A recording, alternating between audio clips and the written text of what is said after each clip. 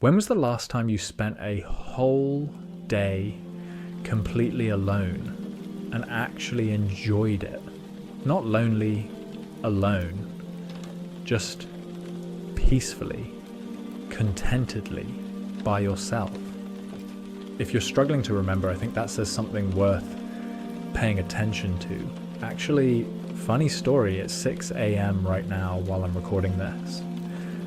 Not because I'm one of those guys who wakes up early to seize the day or whatever. I actually tried to sleep early around 10 and just ended up waking up at 4 anyway. So I went outside. It was kind of chilly, but in a good way.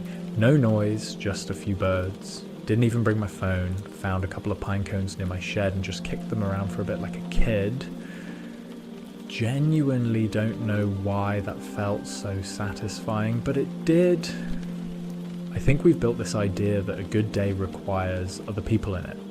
Plans, texts back, someone to share the moment with, or it doesn't fully count. But some of the best days I've had were just me, completely alone, doing absolutely nothing that would make an interesting story to tell anyone. Kicking pine cones around at 6 a.m. is not exactly a highlight reel moment, but it was mine, and it was enough. Go outside sometime, actually look around properly, not just the quick glance you give the sky before checking your phone again. Notice the weird cloud shapes. Count how many ladybugs you can spot in 5 minutes. Genuinely, it's oddly satisfying.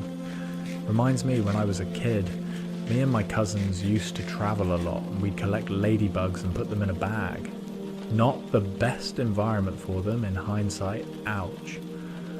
We did let them go after though, so I guess it wasn't all bad. Anyway, you probably shouldn't bag them like we did, just look at them, that's enough. None of that needs to be productive. It doesn't need a caption. It's just for you. And on the flip side, sometimes the thing you actually need is to lie down and do absolutely nothing at all.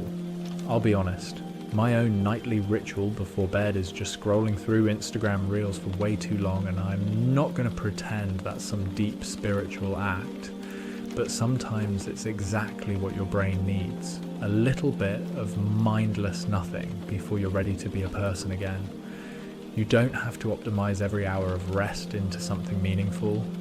There's a version of self-care that's gotten kind of exhausting actually. Journaling, cold showers, 5-step morning routines, all of it starting to feel like homework. But I think the real thing is smaller than that. It's waking up a little early sometimes, by accident or not, just to hear the birds start up before the world gets loud. It's noticing the grass is still wet with dew before anyone's walked through it. It's the quiet 10 minutes before your day technically starts that belong to nobody but you. I think loneliness and solitude get confused a lot. Loneliness is wanting connection and not having it. Solitude is choosing your own company and actually enjoying it. And I think a lot of us skip straight past solitude because we're scared it'll turn into loneliness if we sit in it too long. But it doesn't have to.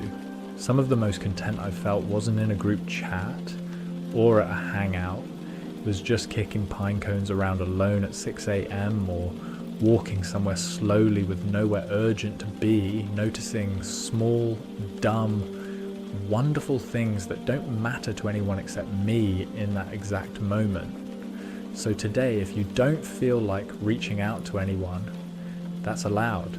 Go outside for 10 minutes with no destination. Or don't. Stay in. Doom scroll a little. Do nothing. Let yourself be boring for a while. You don't owe today a highlight. You don't owe it a person, a plan, or a story. Sometimes the whole point of a good day is just noticing you were there for it. Take care. I'll see you around.